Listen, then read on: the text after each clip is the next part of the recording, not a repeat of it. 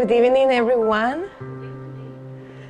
Welcome to this new 2012 year. It's all new, a lot of pages in blank, and we're going to start writing this year in our lives with this beautiful Christ-conscious feeling, which is indulgence.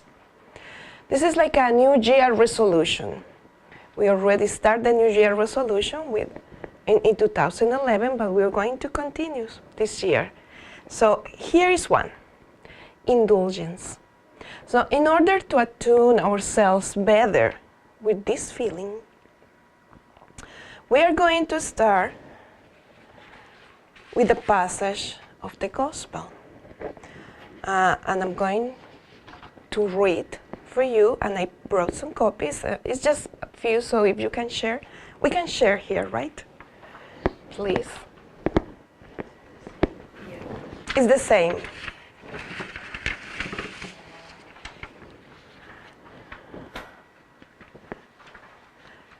This is taken from the Gospel according with the Spiritism in John 8, chapter 8, 3 to 11. And we're going to read the part that says, "Do not judge others if you do not wish to be judged in return. He that is without sin, let him be the first to cast a stone. Judge not, that ye be not judged. For with what judgment ye judge, ye shall be judged, and with what measure you met, it shall be measured unto you again." So this is the Matthew. Let's see what John says. It's a little bit different. "And the scribes and the Pharisees brought unto him a woman taken in adultery. And when they had set her in the midst, they say unto him, Master, this woman was taken in adultery in the very act of. Now Moses in the law commandment us that such should be stoned. But what says you?" This they said, tempting him, that they may have to accuse him. But Jesus stooped down, and with his fingers wrote on the ground, as though he heard them. Not so when they continued asking him, he lifted up himself and said unto them, He that is without sin among you, let him first cast a stone at her. And again he stooped down and wrote on the ground. And they which heard it, being convicted by their own conscience, went out one by one, beginning at the eldest, even unto the lads. And Jesus was left alone, and the woman standing in the midst. When Jesus had lifted up himself, and saw none but the woman, he said unto her, Woman, where are those thine accusers? That no man condemned you? She said, No man, Lord. And Jesus said unto her, Neither do I condemn you. Go and sin no more.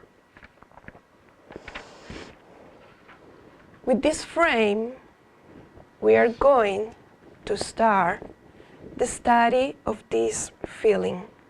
What is indulgence? How can we acquire indulgence? How can we learn to be indulgent? It is there somewhere. So let us keep in mind the adulterous woman passage through this talk, so we can grasp with our reason and our heart, because the Christ-conscious feelings is not only about understanding with our reason, but mostly with our hearts. And we're going to start with the difficult first. What was the difficult for this group of men that they want to stone the woman? And one of the difficulties or illness of the souls is envy, We can find this in the spirit books that we have here now beautifully in our new bookstore. And this is one of the fountains of several illnesses of the soul. And as we read in the Happy Life at the beginning of this session, it was envy. We want what others have, or even we want what others want, because we think the life of others are easier, prettier, wealthier, healthier, and so on, because we don't know the heart of the people, but we can know our own hearts. So if we are conscious about what we have, if we understand that all the circumstances in our lives, the people that we have around, the family, the house, everything is a gift for us to help us to accomplish our reincarnatory plan. So envy is one of these illnesses that we want to take it out in 2012 and 13 and 14, because it's not easy. It is a process, but we're going to start to be aware of that process. Well, there is another illness, it's another virus of the soul, and that is, you see, the first one, I apologize, the first one with the furry cat is selfishness, and the second one is envy. So here are the roots of all our problems in life: selfishness and envy. So we have what we have and we don't want to share, but also we want that bigger bond in a little person, probably in a person who has apparently less than us. So selfishness and envy. And these two viruses or illnesses, they're going to create a load in our lives, in our mind, and in our perispirit through the different reincarnations that we have in our entire life. What did that means? That we are carrying all the things that we envy of our neighbor in the past. We are carrying these through different incarnations, and it's going to be kind of sticking our perispirit, and it's going to be difficult for us to keep walking like this guy. And then we start something that is called the guilt trip. What did that means? Because when we reincarnate in this current life, God, in His mercy, very smart, He decided for us to forget about the past. Otherwise, we were really overwhelmed with our bad decisions from the past, with all the envy that we had, with all the selfishness, and it would be very difficult for us to move forward. But somehow, this is in a zip file in our conscious. It's there.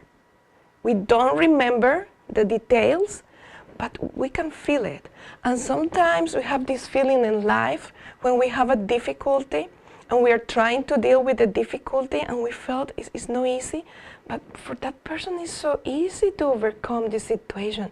But for me, oh my God, it's so difficult. It's because we have that load in our perispiritual bag, let's put it that way. So we have these two illnesses that we carry life through life. And we are going to see there is a medicine. That is a medicine that is going to help us to alleviate this load, and is going to help us to see life more optimistic, and is also to help us to pursue happiness. Because bottom line, we all are here in this planet because we want to be happy. And we are learning how to be happy. That's the the bottom line. And this happiness is beyond the material things. We understand that here. This happiness is a happiness of the spirit. This happiness is no earthly happiness. It is something that we want to acquire, and that we already glimpse a little bit. Thank you to Andre Luis, for instance, with the movie No Solar, when we see this spiritual city, which is not a really elevated city, but for us, oh my God, it is so beautiful, and we can glimpse and kind of breathe that happiness. So that's the direction. So we're going to take out all these loads, and we're going to take a pill. The pill is called beef. Where's the pill? Here it is. And this pill, it has several chemicals. I'm not expert, so I'm going to ask the experts, or the expert behind the camera. So it has several components, right? A pill, a medicine. Well, this medicine, the main component is charity. But charity also, it has some molecules there. And the molecules are benevolence, indulgence, and forgiveness. So here in the middle, we see how indulgence is part of that medicine, of that remedy that is going to alleviate all the load, all this feeling of guiltiness or feeling guilty, all this feeling of envy and selfishness that are still very basic feelings. This medicine is going to help us, but of course, we need to work, right? When we go to the doctor because we are sick, the doctor prescribes a medicine. We're not going to take the prescription home and put it in a drawer. We need to go to the pharmacy. We need to do some effort. We need to pay for the medicine, and then we need to take the medicine according to the prescription. It's not the way whatever we want, or when I feel the pain, or no, it's according with the expert. That's why the doctor is a doctor, and I am not. So this medicine is also a prescription for us to alleviate ourselves, but we need to follow the prescription. And where is this prescription? Where is it?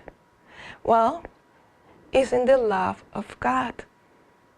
If we act accordingly with God's love, we are going to start feeling that our life in the planet is smoother. In what sense? Are we going to have problems? Yes. Are we going to have difficulties? Yes, of course. That's part of life.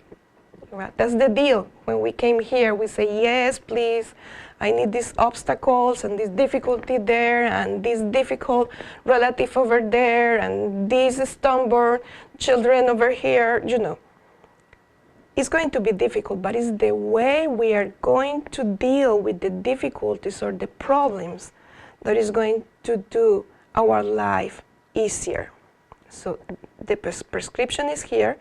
The medicine is called charity, and the dosage is written in God's law. Okay? So let us go a little bit deeper to understand.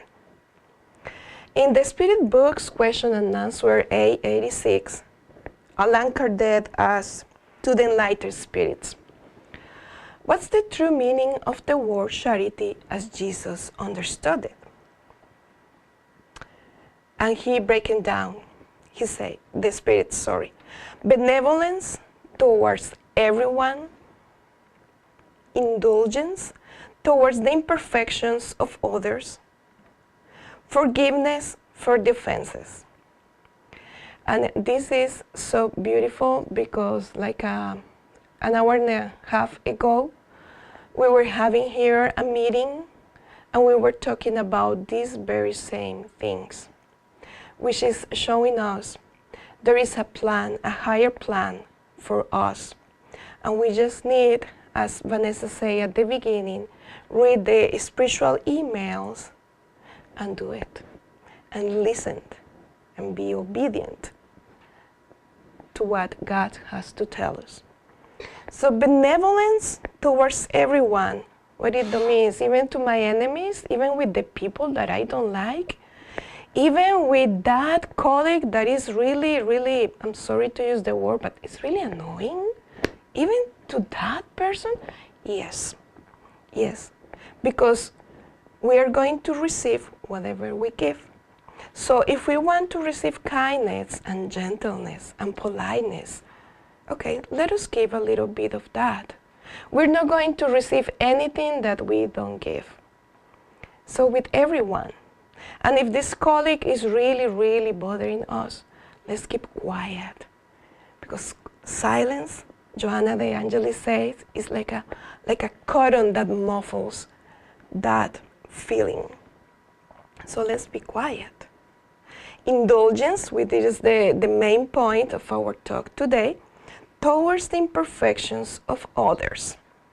And we're going to see how can we put in action that indulgence. And finally, the good spirits say forgiveness for the offenses. But then we ask ourselves, well, why do we need to be indulgent towards the imperfections of others? How come? We don't need, right? Why? Why do I have to accept or to be tolerant to people that I barely know? Why? Well, because we need indulgence ourselves. Why? Remember at the beginning, this guy with the 2 suitcases, the guilt trip? Is because if we don't practice indulgence first and foremost to ourselves, it's going to be so difficult to practice with others. So actually, when we are thinking we are charitable for the goodness of others, we are being charitable for ourselves. It is like a good self-image for the spirit, because that's the way we are going to empower ourselves and to get rid of that suitcases that we don't want. So we need to be indulgent, tolerant with ourselves, with our own limitations. We're not perfect. We are going to become almost perfect. One day we are going to the angelic realm. One day in, I don't know, 2,000 years. But for now, we're not. We're in planet Earth. We make bad decisions. We commit errors. We sometimes get mad and say things that we don't supposed to say. But the thing is, we're going to overcome all these things. We're not going to stay in that feeling of madness. Oh, I don't like you and I'm not going to talk with you anymore. Because it's going to create like a, how do you say, ampolla? I'm sorry. Like a blister, a wound in our perispirit.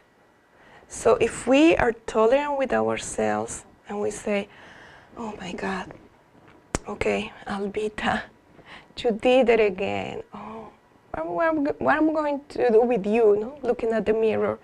Say, okay, you know what? Next time, you be more vigilant and try not to do it again. In that regard, when we see somebody making a wrong decision or saying something that is not kind or gentle, or doing certain actions that are not proper, we can understand that person is not doing that intentionally. Maybe he's not even aware of the situation. It's just it's a human being. But it doesn't justify, for instance, let's put an example, a criminal.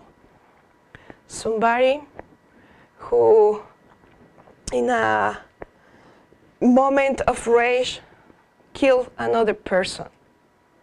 Well, we need to be indulgent and forgiveness with the killer, yes, but it doesn't justify we're going to agree with his or her action. But also, we are not going to take the law in our hands And like all these movies nowadays, like I'm going to revenge, and it's the guy with all these weapons for my family, they kill, that kind of things. That's the argument of many, many movies in the United States nowadays, because they're thinking, I need to take the love of God in my hands, which is already there. Everything is going to have a consequence, sooner or later. For instance, in our eyes, that murder is like, my God, how come commit this crime? We don't know what God, in front of the love of God, is happening. What is the behind of scenes? What were the relationship between these two persons? Maybe it's a consequence of a previous lives. We are not justifying here the action, but we are going to be indulgent and forgiveness. Okay. As we told you, is because we need indulgence to ourselves to heal the guilty feeling. And we have a beautiful example in the book Paul and Stephen, written by the Spirit Emmanuel and psychographic by Francisco Cándido Xavier. And this is the story of Paul of Tarsus. And before he transformed himself, he was in a very good social position, and he committed certain crimes before he started spreading Jesus' message. And those, he was like the intellectual author of these crimes, because he was commanded several people, and he ordered to persecute those who were following Jesus. What it will happen if during those 6 years that he were in the desert, meditating, working in his inner self, reflecting, what it will happen if he didn't have forgiveness and indulgence to himself? Probably he would ended up there in the desert without doing nothing, because the feeling of guiltiness, it will be so overwhelmed for him that probably he will die there, right there. So he knew, he was aware of his actions, and he wasn't happy about his bad decisions in the past. He knew that. So he meditated, he indulged himself and said, Paul, you did them wrong, so now you need to fix it. And that's the good part of indulgence. It's not only recognizing like, yes, I made a mistake, or I did it wrong, but it's also taking action to fix it, to work for the goodness of others. So that's what he did. And he did it beautifully and far and beyond. And he put all his effort in overcoming his own faults. So it is important for us to understand that indulgence is not, it is not this superficial and simple thing, like, oh, I forgive myself. No, it takes effort to recognize I did wrong and to put in action, in a good action, to be co-creator with God.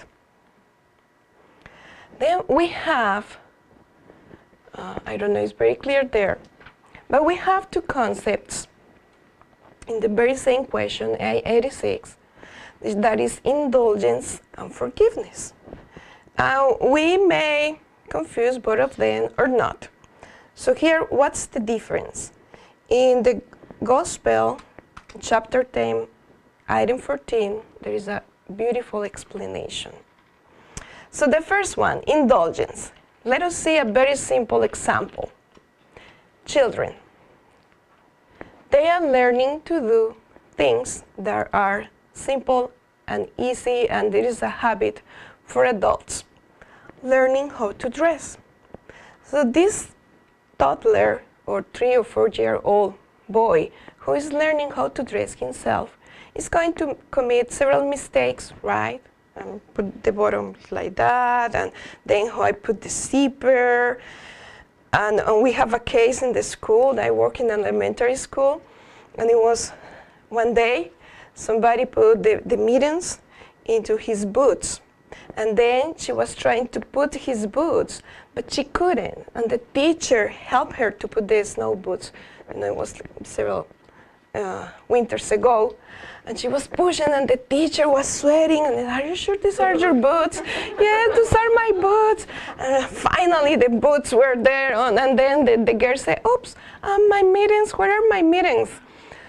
In their boots, in her boots, you know. So in that moment, are we going to say, oh, come on, Marielle, why you don't think before you? No, it's a 4-year-old. She doesn't know better. She's learning, right? So in that moment, we are indulgent because we understand she's doing this action not in purpose, not because she wants to, it's because she doesn't know how to do it better. Now, when we are adults, it happens the same. And sometimes we do things because we don't know better. But we are going to know better in the future. That's the hope. That is why we need to be indulgent with ourselves and with others. What if one day I'm in the very same situation that that person? How would like others for me to treat me and see me? I would like for them to understand I did it on purpose. It was a mistake. Let us move forward and put in the effort to fix what we mess up. And then it is forgiveness. So for forgiveness, you already forgive him, right? He's being trained. For forgiveness, we need an element that is an offense. So in forgiveness, to forgive somebody or someone, it needs to be this offense there. Oh, but you told me so, so how can I forgive you? It was very rude of you. Oh, my mother did this to me when I was a child. How am I going to forgive her? Usually when we're adults and we blame the parents and so on. But it is an offense there, right, for forgiveness. There is a different process for us to forgive the other. And sometimes we take several reincarnations until we finally forget what others did unto us, as well as the opposite. So in this process of forgiveness, there are a team of high elevated spirits that they plan the reincarnation for us. So when we offend others, and very bad sometimes, in these reincarnatory plans, they put us together in families, in the same workplaces, in the schools, in the same society, in the same country, in the same planet. And through these relationships in family, friends, through the relationship of love, is that we are going to learn how to forgive. For the forgiveness part, there are plenty of examples in Andrea Louis' books. Missionaries of the Light, The Messengers, and life goes on. For instance, when there is situations, very, very harsh situations, in which somebody, a husband, was being infiel. I'm sorry. Unfaithful. Well, we just have a conference in Portuguese, and now I don't know Portuguese, but now it was unfaithful. Of course, imagine how hard it was for his wife, how painful, how difficult. She never forgave him, and it was a wound over there in the perispirit, which is hard to heal. So through several events, everything ended up, she's going to reincarnate as his mother. Because in that relationship, if I'm not mistaken, if that's the case, in that relationship, the love flows different. And it's through this love that forgiveness is going to blossom. But also, we can take advantage of this knowledge because we already know, so why to wait to the next reincarnation if we already can do it now? Right? It's hard? Yes, but it's not impossible. I remember Divaldo Franco like 2 or 3 years ago when he came and somebody told him, oh, Divaldo, but it is so hard, you know, to be a spiritist. It is so hard to forgive, to be indulgent, to be charitable, benevolent with everyone, you know, and patient, and all these Christ-conscious feelings. And he said, yes, but it is not impossible. And you know what? Good news. We have plenty of opportunities. We have all the eternity to do it. But let us start, because if we don't start now, we're never going to accomplish that. And we're going to delay our arrival to happiness, to our spiritual land that is waiting for us. At least we think that, the good mentors and I, we imagine we have a beautiful, very nice house there with flowers and good people, and we're working all together for the goodness of others. So let us put our mind that over there. Let us try to align with the higher spirits rather with the lower one, who are our ex-friends, because we were friends with them and now they're with us, following us, trying to see if we can pay for something that we did to them in the past, but we can start to do it now. And in the gospel, what it says, you must forgive without limit. You must forgive each offense as many times as it is done to you. Goodness gracious. It is hard, yes, but it is possible. And then, in the same chapter, Jesus is bringing us these consoling words. Be tolerant towards others' faults, whatever they are. Don't judge severely any actions but your own. Then God will be lenient toward you as you have been towards others. I want forgiveness. I want indulgence.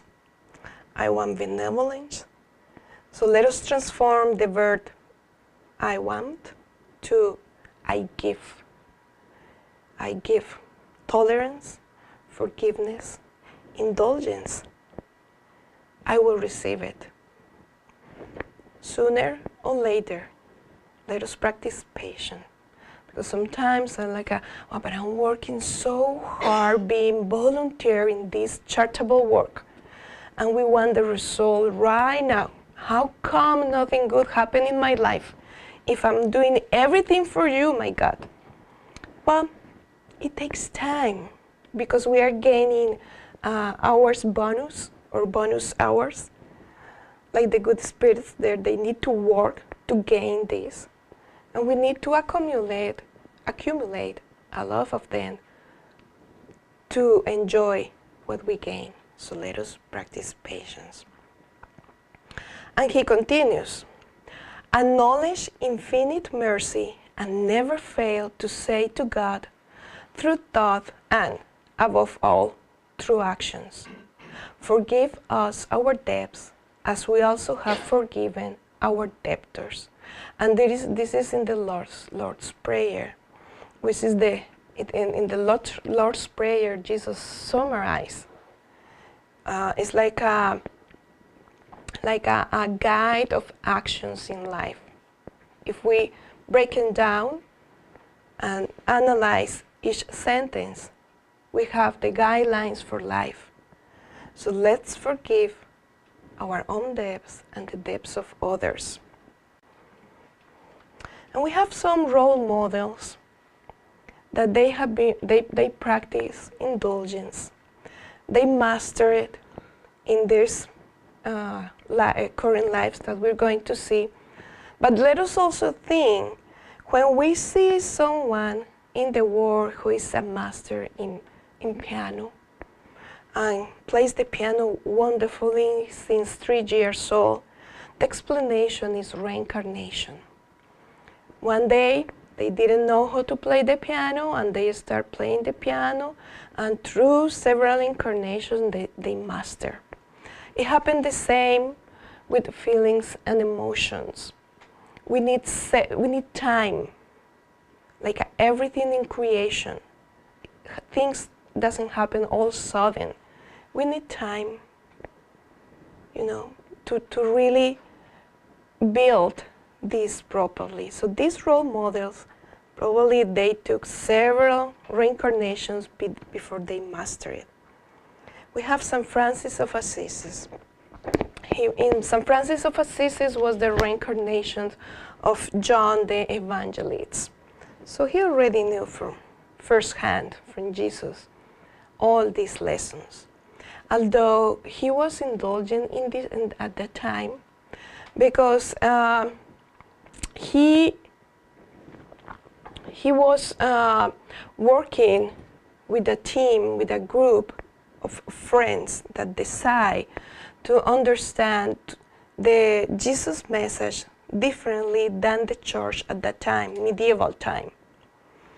And he was misunderstood by the Pope on all these clerical organization. And they did really mean things to him.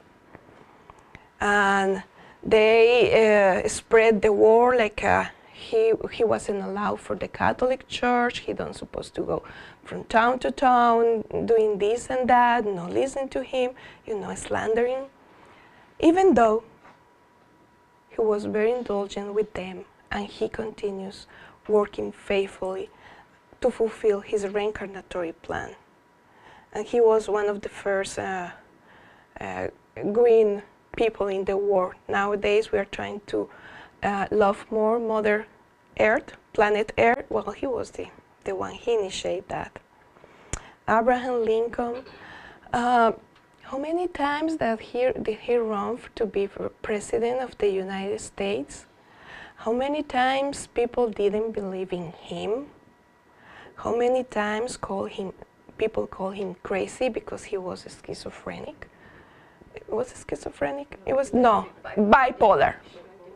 Depression. Apologize. But he believed in one cause. And he showed indulgence toward this group of people who came from Africa. So it's truly an example of indulgence. Then we have Mahatma Gandhi being indulgent with the government of England, indulgent and forgiving. Mother Teresa of Calcutta. Martin Luther King Jr., who inspired as well in Gandhi's. The Pope, John Paul II, who was the first Pope who decided to leave Rome and create bridges among different countries. Dalai Lama. But we have one perfect role model, which is Jesus. And that's the role model that we need to follow. Although there are several ones that have accomplished things, it's Jesus, because he is our guide. He is the engineer of the planet Earth. And he is the one who day after day kept calling us and accompanying us and supporting us, although sometimes we don't like to see it. So he is the main role model about indulgence.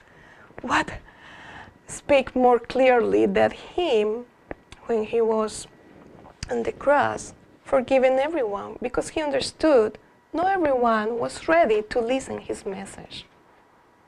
He understood that. And then we're going to see how indulgence can express in different words and feelings.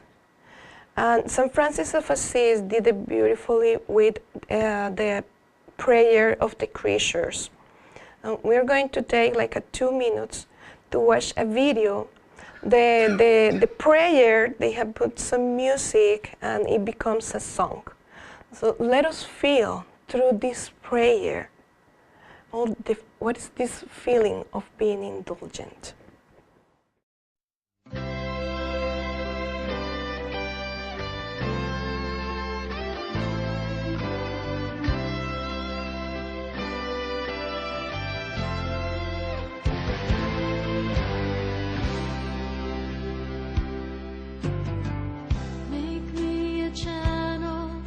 Your peace. Where there is hatred, let me bring your love. Where there is injury, your pardon, Lord. And where there's doubt, true faith in you. Make me a channel of your peace.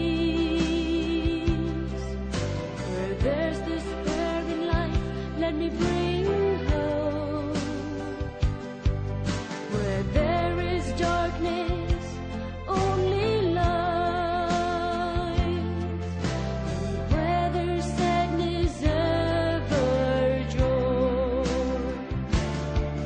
Oh, Master, grant that I may never see so much to be consoled as to console, to be understood as to understand, to be loved as to love with all my soul.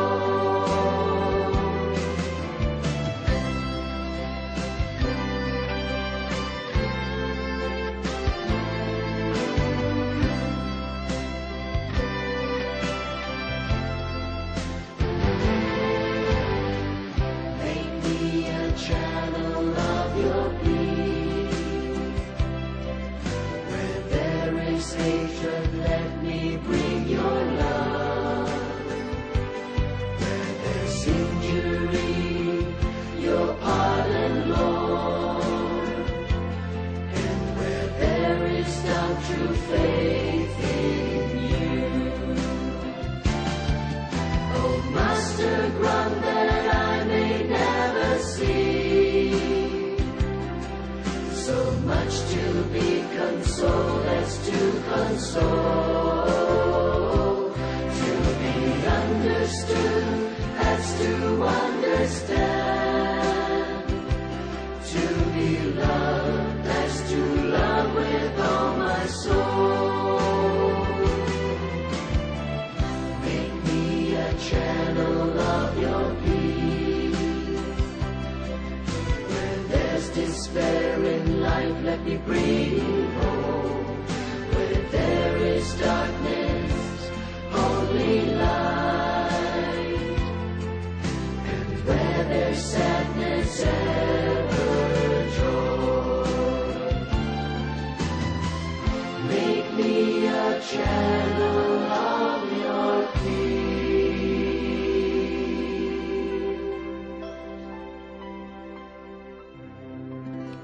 Make me a channel of your peace. I can only be a channel of peace when I forgive the offenses, when I am benevolent toward others, but also when I am indulgent to myself and to others. So here we have the opportunity in this current planet and in this current reincarnation.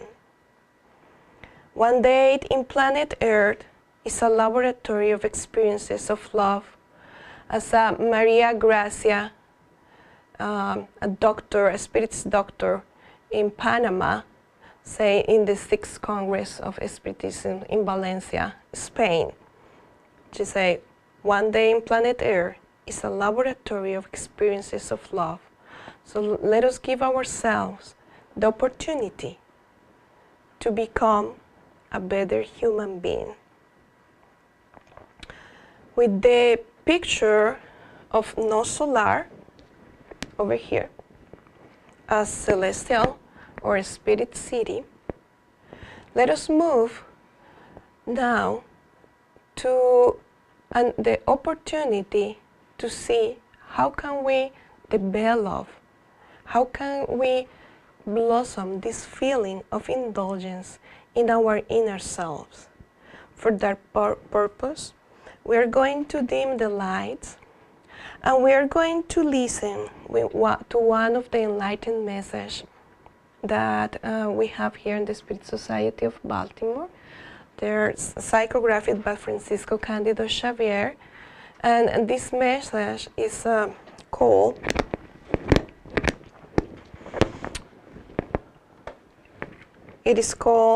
Wait and Love Always. This is going to be our therapeutic moment in which we are going to have contact with ourselves and see how can we take that pill that we took at the beginning of this talk. So let us take a comfortable position and listen.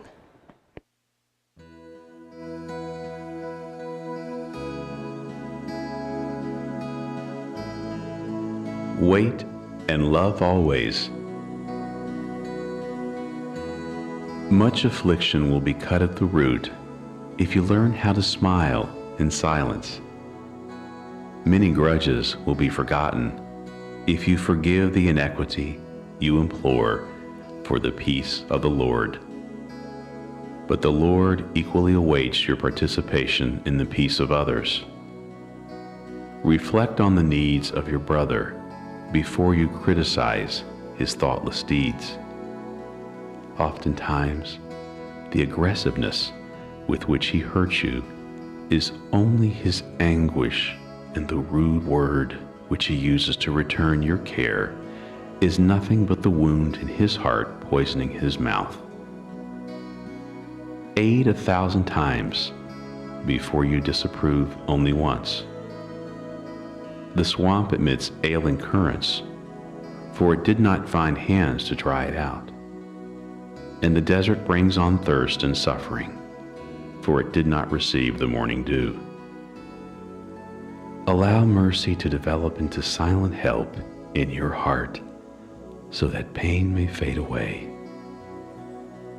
Do not fuel the fire of evil with the dry log of irritation and hate. Wait and love always.